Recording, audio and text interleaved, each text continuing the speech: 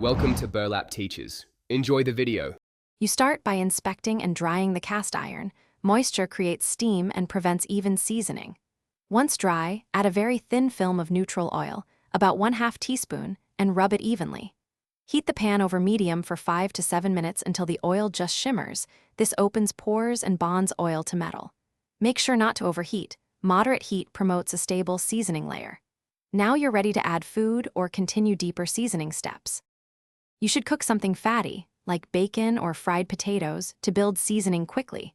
The fat polymerizes and fills microscopic pores. Once done, pour off excess oil and deglaze if needed. This helps remove stuck particles without stripping the layer. Make sure to avoid tomatoes or vinegar for the first several uses because acid can dull the seasoning.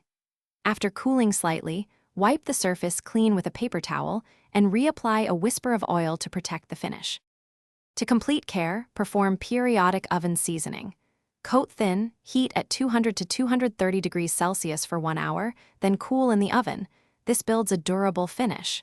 If rust appears, scrub with steel wool to bare metal, dry immediately and reseason. Don't panic. If food sticks, raise heat slightly and add oil before adding ingredients. Sticking usually means weak seasoning or incorrect temperature. Follow these final steps, and your cast iron will keep. Thanks for watching. Consider subscribing if this video helped you.